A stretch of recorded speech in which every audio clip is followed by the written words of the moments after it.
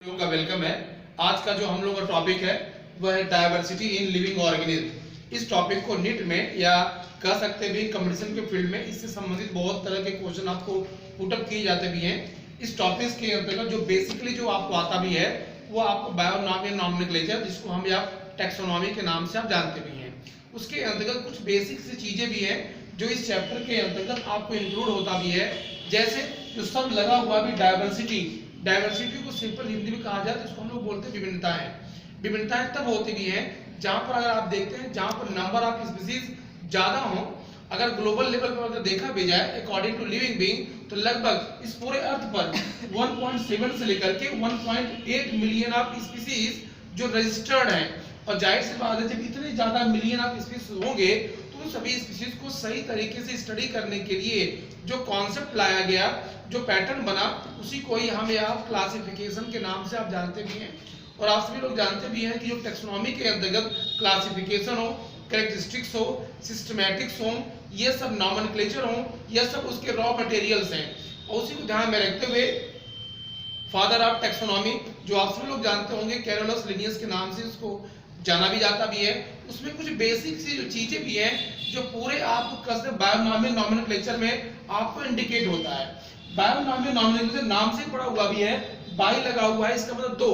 इस पूरे कॉन्सेप्ट के अंतर्गत अगर हम बात करें international code of botanical nomenclature और international code of zoological nomenclature, जिसके अंतर्गत बॉटनी और जूलॉजी में जितने भी आपको लिविंग ऑर्गेनिज्म हैं उनको सबको लिखने के लिए टैक्सोनॉमी में जो कॉन्सेप्ट लाया गया उसी के हम या ICBN और ICJDN के नाम से आप जानते भी हैं। इन दोनों के अंतर्गत दो फंडामेंटल राइट बने टैक्सोनॉमी के अंतर्गत, जिसको हम या बायोनॉमियल नॉमेनक्लेचर के नाम जानते हैं। इसमें देखें नॉमेनक्लेचर का जो एक्चुअल मीनिंग आप देखते भी हैं, आप देख रहे हैं कभी भी किसी को जो इंटरनेशनल लेवल पर या नेशनल लेवल पर जो रजिस्टर्ड जो नाम आपको होता भी है उसी को ही हम या नॉमेनक्लेचर के नाम से आप जानते भी हैं। अब आप इसमें देख रहे हैं कि बायोनॉमियल नॉमन लिखा हुआ भी है, तो बाय का मतलब हो गया दो। तो नॉमेनक्लेचर के अंतर्गत बेसिकली दो फंडामेंटल चीजें आती भी हैं जो आप देख रहे हैं, एक जीनस है और दूसरा स्पीशीज है। जो स्पीशीज होती भी है वो पूरे टैक्सोनॉमी के अंतर्गत क्लासिफिकेशन की यूनिट के केस में आपको इसको इंडिकेट किया जाता भी है। इन दोनों में जो ये लैटिनाइज ओरिजिन होते भी हैं, लेकिन जब लिखने का तरीका होता भी है वो आपके इटैलिक्स के केस में आपको आइडेंटिफाई होता भी है। इसके अंतर्गत कुछ बेसिक चीजें आप देख रहे हैं, जैसे टैक्सोनॉमी हुआ, सिस्टमैटिक हुआ, नॉमेनक्लेचर हुआ, वो एक दूसरे के संभवतः सिनोनिम की प्रॉपर्टी को फुलफिल करते भी हैं। टैक्सोनॉमी का मतलब ये होता भी है कि कभी भी कोई भी लिविंग बीइंग है अगर उनको एक specific arrangement according to law अगर लाया भी जाता भी है तो उसी को हम आप टैक्सोनॉमी के नाम से आप जानते हैं। उस पूरे टैक्सोनॉमी के अंतर्गत अगर arrangement of organism according to evolution कर दिया जाए तो उसी को हम सिस्टमैटिक के नाम से आप जानते भी हैं। जैसे देखा भी होगा आपने भी घर परिवारों में या कहीं भी और जगहों पर जब कभी भी कोई भी चीज सिस्टम में होती है, एक क्रम से होती है, चाहे वो इंक्रीजिंग ऑर्डर में हो, चाहे वो डिक्रीजिंग ऑर्डर में हो, चाहे वो लेंथ के आधार पर हो, चाहे वो किसी के पैटर्न पर हो, तो उस चीज को पढ़ने में बताने में काफी हेल्प होता है। उसी को ही टैक्सोनॉमी में सिस्टमैटिक शब्द का इस्तेमाल किया गया है। नॉर्मली क्लासिफिकेशन के अंतर्गत ये आप देख रहे हैं कि 7 आपको पैटर्न है, जिसको कि देखा गया है कि सबसे जो बड़ा होता है वो किंगडम है, फिर फाइलम, बॉटनी में प्राय डिवीजन का इस्तेमाल होता है, फिर क्लास है, ऑर्डर है, और बॉटनी में प्राय फैमिली का इस्तेमाल होता है, और जीनस और स्पीशीज। इसके अंतर्गत माना यही जाता भी है कि जितने भी आपको बायोनॉमियल नॉमेनक्लेचर हैं उस बायोनॉमियल नॉमेनक्लेचर में ये 7 फंडामेंटल राइट्स हैं। लेकिन अगर मान लीजिए जैसे आप लोगों ने पढ़ा होगा फूड वेव और फूड चेन,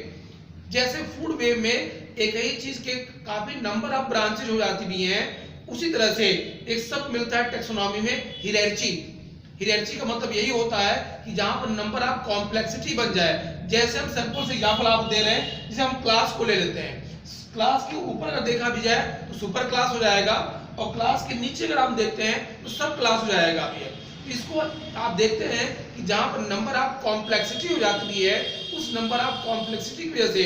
जो पैटर्न हमारे सामने आता भी क्लासिफिकेशन में, उसी को ही हमें आप हियरार्ची या आपको टैक्सोनॉमिकल ट्री के नाम से भी आप इसको इंक्लूड कर सकते भी हैं। तो नॉर्मल तरीके से पूरे टेक्सोनॉमी के अंतर्गत अगर आप देखते भी हैं, क्लासिफिकेशन के केस में भी है, तो पूरे लिविंग बीइंग को स्टडी करने के लिए जो पैटर्न आया उस पूरे पैटर्न को इसी फार्मूले पर ही हम लोग फॉलो करते भी हैं। अगर हम क्लासिफिकेशन की बात करें तो नॉर्मली आपको 4 तरह का क्लासिफिकेशन आपको दिया गया है टेक्सोनॉमी में, लेकिन नॉर्मल सेंस में 3 क्लासिफिकेशन को बहुत बड़े पैमाने पर लोग लेते भी हैं। एक आर्टिफिशियल क्लासिफिकेशन को लेते भी हैं, जिसमें टोटल आपको हैबिट के आधार पर, जो लीनियस के आधार पर बेस्ड है, उसमें कभी भी कोई भी आपको, चाहे वो प्लांट हो चाहे वो एनिमल हो, हालांकि आर्टिफिशियल क्लासिफिकेशन पूरी तरह से प्लांट बेसिस पर है, जो on the basis of herbs, shrubs, tree, उनके स्टैमेन के आधार पर आपको दिया गया है, जो लीनियर केस में भी है। इसमें आपको लगभग जो चीजें हैं वो वेरिएबल होती रहती हैं, इसलिए इस क्लासिफिकेशन का नाम ही पड़ गया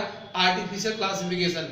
जो दूसरा क्लासिफिकेशन आया, जिसको कि हम आप सीधे सीधे नेचुरल क्लासिफिकेशन बोलते भी हैं। नेचुरल क्लासिफिकेशन का जो मेन क्रेडिट है वो बेंथम और हुकर को जाता भी है, और इन दोनों वैज्ञानिकों ने किसी भी लिविंग बीइंग के केस में जो उनकी जो फिजियोलॉजी होती है, जो उनकी एनाटॉमी होती भी है, उसके आधार पर क्लासिफिकेशन आपको इंडिकेट किया गया है। और जो तीसरा क्लासिफिकेशन जो दिया गया भी है वो आपको फाइलोजेनेटिक होता भी है, जो पूरी तरह से इवोल्यूशनरी बेसिस पर आपको आइडेंटिफाई है, जिसको बताने वाले या देने वाले वैज्ञानिक का नाम हचिंसन के केस में आपको इंडिकेट होता है। ये 3 बहुत ही बेसिक चीजें भी हैं।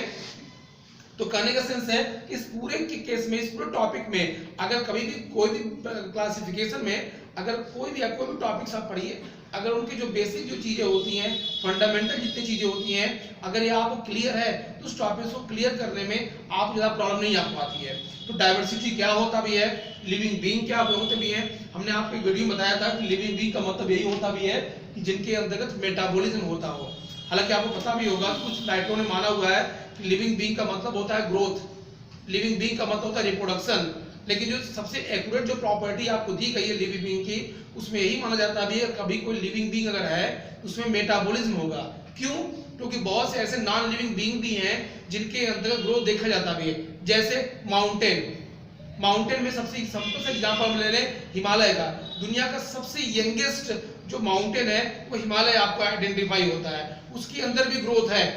अगर उस फार्मूले में देख लिया जाए तो हम लोग हिमालय को भी लिविंग बीइंग इंडिकेट कर सकते हैं, लेकिन हिमालय लिविंग बीइंग में आपको नहीं आता भी है। अगर दूसरा एग्जांपल हम रखें कि अगर लिविंग बीइंग की परिभाषा में रिप्रोडक्शन को हम प्रायोरिटी दे दें, तो रिप्रोडक्शन का मतलब यही होता है कि दुनिया में कभी भी कोई भी चीज अपने जैसा आकार बनाने की क्षमता को रखते भी हैं। उसमें कुछ ऐसे एग्जांपल हैं, जैसे मूल को ले लें हम, तो मूल में अगर आप देखेंगे कि जो हॉर्स और डंकी का क्रॉस होता भी है, और अगर उस हिसाब से देखते भी हैं तो मूल लिविंग बीइंग के केस में है, ठीक है, और लेकिन रिप्रोडक्शन की प्रॉपर्टी को फॉलो नहीं करता भी है।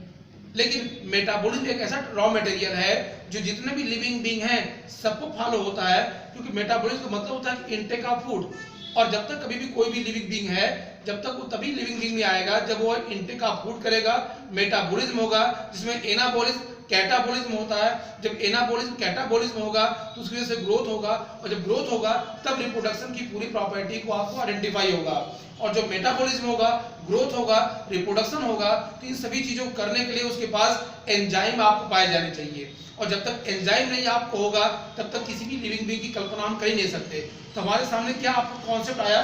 लिविंग बीइंग का मतलब सीधे सीधे यही हो गया कि जिसके पास मेटाबॉलिज्म हो, जिसके पास एंजाइम हो, उसी को हम लिविंग बीइंग के केस में इंडिकेट करते हैं, ना कि जिसके पास ग्रोथ हो, ना कि जिसके पास रिप्रोडक्शन की पूरी प्रॉपर्टी को आपको फुलफिल होता भी है। इस टॉपिक में डाइवर्सिटी और लिविंग बीइंग, ये 2 कॉन्सेप्ट को काफी क्लियर रखिएगा। और डाइवर्सिटी की जो पूरी जो प्रॉपर्टी इसलिए इंडिकेट होती हुई है क्योंकि जितने भी आपको लिविंग बीइंग हैं सबके अंतर्गत आपको सेक्सुअल और एसेक्सुअल रिप्रोडक्शन की प्रॉपर्टी होगी, और जब सेक्सुअल रिप्रोडक्शन होगा तो क्रॉसिंग ओवर होगा, क्रॉसिंग ओवर होगा तो एक्सचेंज ऑफ जीन मटेरियल होंगे, जिसमें रिकॉम्बिनेशन ऑफ जीन होते हैं, और रिकॉम्बिनेशन ऑफ जीन होने की वजह से उनके पास वेरिएशन की पूरी प्रॉपर्टी आपको देखने को आपको मिलेगी।